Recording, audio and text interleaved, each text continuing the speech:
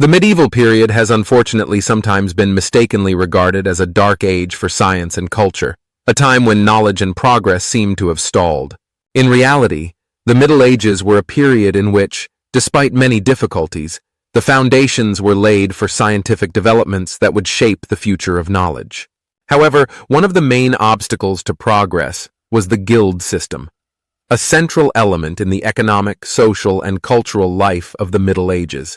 Guilds were associations of craftsmen, merchants, and professionals that, while playing a positive role in preserving practical skills, hindered scientific and technological innovation, especially in practical fields, preventing a swift transition from empirical to theoretical knowledge.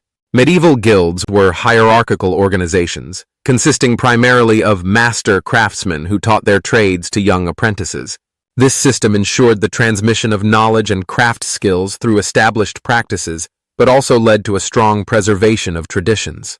Apprentices were not encouraged to develop new ideas or alter established methods. Knowledge was largely empirical and practical, lacking a theoretical framework that could support significant improvement. While this system ensured quality and consistency, it also limited innovation and created a certain rigidity. Guilds tended to focus on the quality of the finished product and the repeatability of methods, but there was little room to explore scientific theories that could improve the process itself. Knowledge was often passed down orally and jealously guarded within individual guilds. This private and unsystematic method of transmission led to a closed circle of information with little opportunity for dissemination or comparison with other forms of knowledge. Guilds were also extremely protectionist. They were concerned with defending their economic and professional rights, limiting the entry of new members and free markets. This protective system excluded the introduction of alternative methods or the arrival of foreign technologies that could reduce competitiveness. As a result, technological developments within the guilds remained very limited and tied to traditional methods. Innovation was seen as a threat, a potential risk that could destabilize the economic and social order. Although the guild system was hostile to radical innovations, some empirical scientific knowledge developed within certain trades. For example, blacksmiths, goldsmiths, and ceramicists guilds had considerable experience in using and working with metals. However, this experience was mostly practical and not supported by a theoretical understanding of the underlying chemical phenomena. The methods used to extract, melt, and forge metals were the result of trial and error, and were perfected over time without a scientific vision. In the field of architecture, the guild system was equally significant. The guilds of masons and medieval architects developed innovative solutions for building cathedrals and public buildings, such as the use of the arch and the ribbed vault. However, these discoveries were the result of a long tradition of practical experimentation, and not of scientific or mathematical theories. In this way, despite achieving exceptional results, there was never a formalization of knowledge that could allow for rapid and widespread improvement in building techniques. These discoveries remained rooted in the practices and traditions of the guilds, without being connected to a broader conception of science.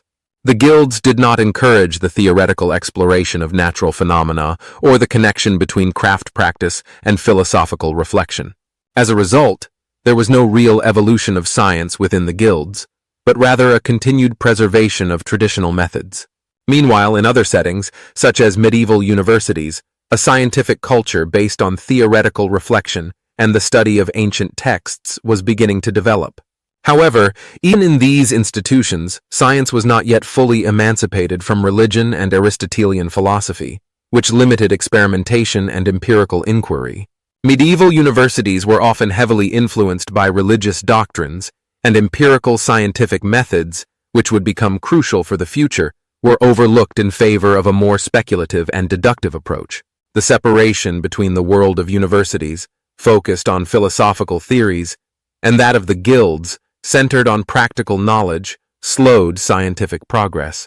The science developed in universities was not directly applied to craft trades, and guilds never considered the possibility of introducing new technologies based on scientific discoveries. The differences in approach between empirical practice and scientific theory contributed to keeping these two worlds divided. Another factor that contributed to slowing scientific progress was the lack of a tradition of exchange and communication between the guilds and the academic world. The guilds had their own hierarchy and knowledge system that did not involve engaging with other fields of knowledge.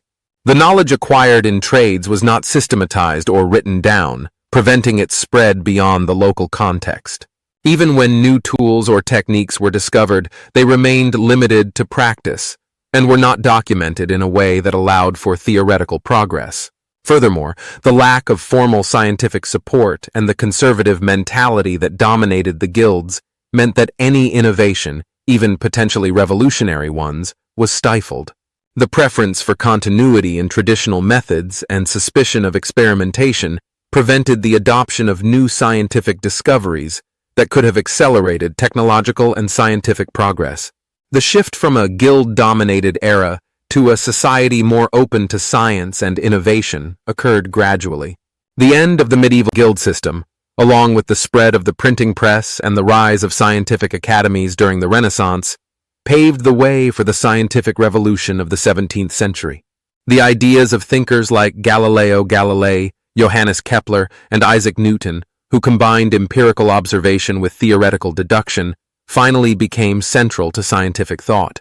Scientific discoveries were no longer seen as separate from practical applications, and science began to have a tangible impact on technologies.